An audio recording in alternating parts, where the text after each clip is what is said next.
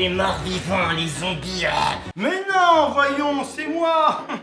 Vous avez vraiment cru que j'étais un zombie, mais non, voyons. Bienvenue dans cette vidéo dans laquelle on va faire l'accès au vide sanitaire. On va casser, on va creuser et on va faire un couvercle pour recouvrir la trappe. Et vous allez voir, c'est super simple à faire. Et si vous arrivez par hasard et que vous dites, mais c'est qui ce taré qui imite mal les zombies? Eh bien, figurez-vous que je transforme une buanderie en salle de bain. C'est la pièce qui jouxte celle-ci. Ça, c'est une pièce technique. Les évacuations, le chauffe-eau, les arrivées d'eau, l'accès au vide sanitaire. Et donc, dans cette salle de bain, j'ai déjà tout cassé, isolé. J'ai posé le placo, j'ai posé la baignoire, le receveur de douche, la niche de douche, bref, vous avez le lien dans la description avec la playlist et vous allez retrouver tous les épisodes. Et nous, on va s'intéresser à la trappe et vous allez voir, il n'y a rien de compliqué.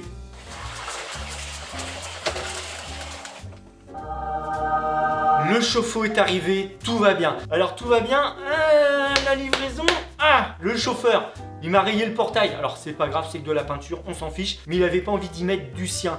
Il me demande si on peut reculer. Je dis bah oui, vas-y, recule, mets-moi ça pile devant le garage. Je savais que ça rentrerait pas à cause de la tringlerie des portes du garage. Il faut le pencher, mais ça c'est mon problème. Je vais pas lui demander de me l'installer en plus. Il me dit je recule, il baisse le haillon, il se met complètement de travers avec les graviers. Il me dit je pourrais pas descendre avec le tire-pale. C'est pas grave, mets-le-moi sur les caillebotis. On a des caillebotis devant le garage. Il me le met, mais d'une façon mais dégueulasse, la palette elle penchait de travers entre les graviers et le caillebotis. Je vais vas-y, laisse tomber, je vais me débrouiller. Donc le chauffeur repart, je me dis allez, je vais déballer le chauffe-eau et le rentrer. Mais forcément impossible de le rentrer puisque la hauteur de la palette plus la hauteur du chauffe-eau, ça ne passe pas dans une porte standard de 2 mètres, 2 mètres 10 et la porte du garage. Alors je commence à le déballer à l'extérieur, en virer tous les cartons, les polystyrènes et je trouve une sangle. Donc la sangle c'est très bien, mais mettez-la entre la palette et le chauffe-eau, on scotche ça sur les cartons, vous livrez, le client il reçoit ça, il peut appeler de l'aide ou il le fait tout seul, peu importe, il prend la sangle, il soulève son chauffe-eau et il l'enlève de la palette. Donc le but c'était de l'amener au fond et de voir la place qui me reste pour faire ma trappe d'accès au vide sanitaire. Alors pas tout à fait au fond, je me laisse un peu de place pour les nourrices, mais maintenant je sais que je peux casser 6 carreaux au sol, on va dessiner la trappe, découper, couler du béton et j'aurai ma trappe d'accès au vide sanitaire. Et plus tard je pourrai reboucher l'ancienne trappe. Donc le chauffe-eau pour l'instant on le laisse au fond, j'ai mis du scotch sur le dessus pour éviter que la poussière rentre dedans. Je vais mettre des couvertures, je vais le protéger et on va casser 2, 4, 6 carreaux, dessiner la trappe, tout découper, tout casser, recréer la trappe, faire des couvercles en béton en 2 parties sinon ça va être trop lourd à soulever. Et j'aurai mon accès au vide sanitaire et en caméra off bien sûr, j'enlèverai de la terre pour descendre plus facilement. Ici j'ai de la chape à faire, c'est la chape de la salle de bain et plus tard je vais tout recouvrir de béton ciré. J'ai pas envie de m'embêter avec du carrelage dans cette pièce, c'est juste une pièce technique, une buanderie, donc du béton ciré ça ira très bien.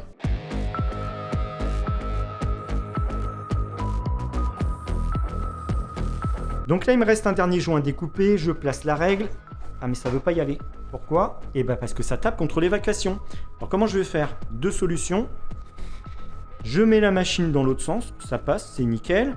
Autre solution, si je suis contre un mur, j'ai un mur, je ne peux pas me mettre dans l'autre sens avec la machine, mais j'ai mon système, j'ai Berit, ça vient de PP. Alors si c'est du collage, eh ben vous êtes bien embêtés, mais moi c'est pas du collage, puisque regardez, hop, je peux le coucher, et je peux même l'enlever, parce qu'il n'y a pas de colle. Le joint est juste ici, on emboîte, et c'est tout ce qu'il y a à faire, et garantie sans fuite. Donc là je peux l'enlever.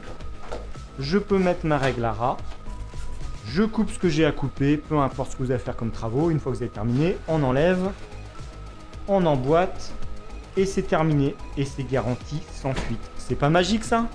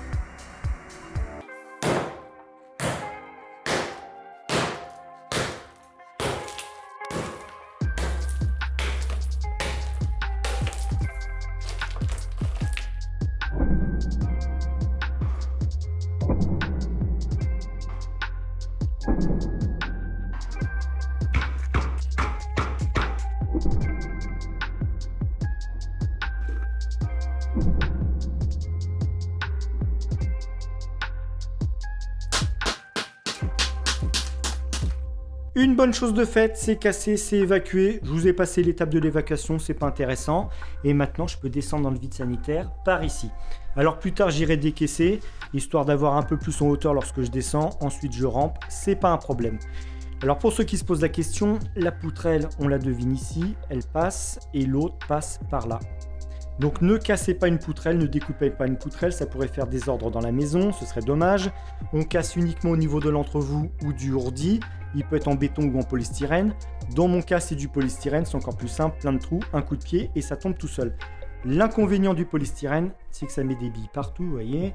Dès qu'on le touche, ça vole partout, il faut tout ramasser. Alors il y a une solution, c'est de le chauffer avec un chalumeau ou un décapeur thermique. Et ça vient coller les billes entre elles. Donc c'est ce que j'ai fait. Vous voyez ici, je l'ai chauffé, ça le rétracte légèrement et les billes sont collées. Donc ça ne vole plus dans le vide sanitaire. J'ai tout tracé 5 cm autour de la trappe. Donc maintenant je vais faire deux parties, partie droite, partie gauche, sinon ça va être trop lourd à soulever.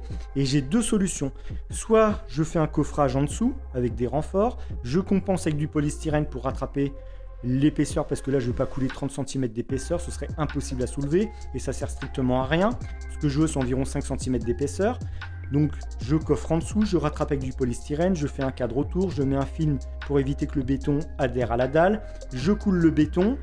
L'avantage, c'est que le béton va prendre la forme de la dalle, donc ce ne sera jamais bancal. Et bien sûr, je me mets de niveau par rapport au carrelage.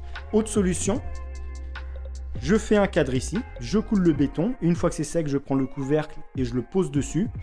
Bien sûr que ça va être bancal, puisque ce point est forcément plus bas ou plus haut que celui-ci et que celui-là. Donc il va falloir percer, cheville vis aux quatre coins, régler le niveau, poser le couvercle et vérifier qu'on soit bien au même niveau que le carrelage et que ce soit pas bancal. Et une fois que c'est fait, on enlève le couvercle, on met de la colle carrelage tout autour, on repose le couvercle en mettant un film plastique entre la colle carrelage et le couvercle, on laisse sécher, on enlève ensuite le couvercle une fois que la colle carrelage a séché. On enlève les vis et je peux le reposer, c'est plus bancal et c'est de niveau par rapport au carrelage. Donc je vais faire cette solution parce que j'ai pas envie de m'embêter d'aller dans le vide sanitaire. Deux coffrets par en dessous, ça pourrait se faire, mais honnêtement, j'ai pas envie. Je préfère faire mon cadre ici, couler, poser, régler le niveau avec des vis, colle carrelage, ce sera très bien.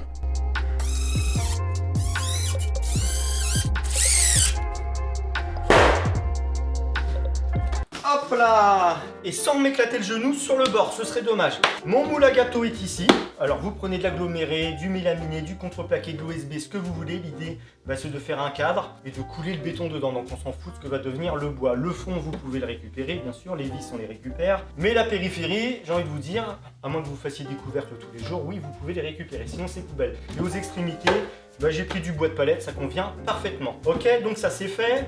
On peut mettre un film plastique dedans, si vous voulez décoffrer plus facilement, ou du scotch, peu importe, je vais voir. Le béton est ici, c'est le VPI béton Pro Minute, c'est un micro-béton rapide qui prend en 15 minutes. Donc il est multi-usage et on peut l'utiliser en forte épaisseur. Ça va de 3 cm jusqu'à 30 cm. Alors moi mon couvercle il va faire 5 cm. Alors bien sûr j'ai mesuré l'épaisseur du fond, donc là j'ai 7 cm. Il va me rester 5 cm. En sachant que je vais mettre un petit peu en dessous, dans le sens où j'aimerais ensuite mettre un joint, je me comprends, une sorte de compriband, ce qu'on met à la limite sous les semelles de rails pour plaque de plâtre, ça me convient. C'est histoire de faire une étanchéité à l'air lorsque je vais poser le couvercle. Donc je vous expliquerai tout ça quand on mettra le joint là-dessous. Et puis même une plaque en polystyrène collée sous le couvercle, tout simplement parce que quand je vais l'enlever, je vais le poser sur le béton ciré, parce qu'après je vous l'ai dit ce sera du béton ciré, j'ai pas envie d'abîmer le béton ciré, donc le fait d'avoir une plaque en polystyrène en dessous, forcément vous soulevez votre couvercle, vous posez et ça n'abîme pas. Alors je vais ferrailler tout ça, je vais couper des fers, je vais délicaturer, au moins ce sera plus résistant, parce que si je coule que du béton et que je marche dessus, que ça se fissure, eh bien je finis dans le vide sanitaire. Donc on va faire du béton assez liquide, le couler, une petite couche, on pose la ferraille, on remet une couche de béton, on tasse tout ça, on va le vibrer en tapant dessus et puis ça ira très bien. Vous allez voir qu'ensuite on va pouvoir la soulever, la dalle, le couvercle, la poser. Si je vois que c'est trop lourd avec la ventouse, eh bien je tronçonne tout simplement et ça me fera deux parties. Ok, c'est facile à faire, vous allez voir le coffrage, le béton, on coule et on laisse sécher.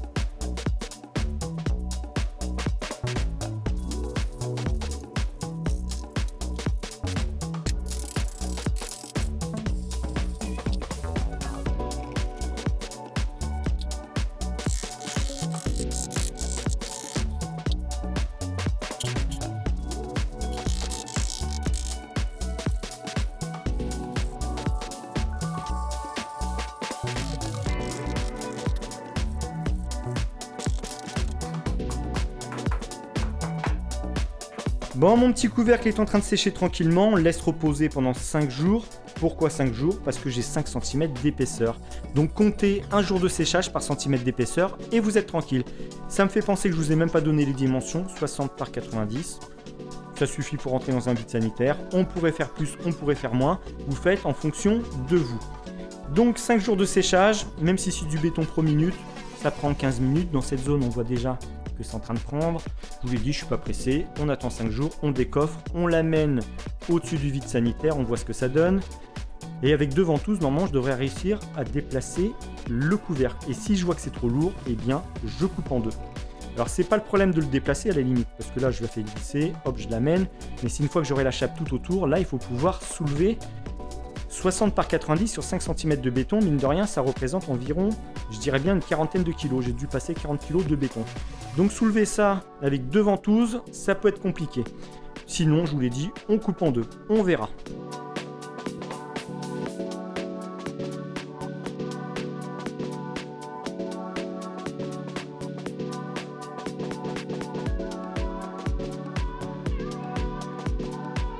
Bon, c'était plus fort que moi, il fallait que je décoffre au bout de 8 heures pour voir le résultat, c'est plutôt pas mal. Le béton est bien tassé.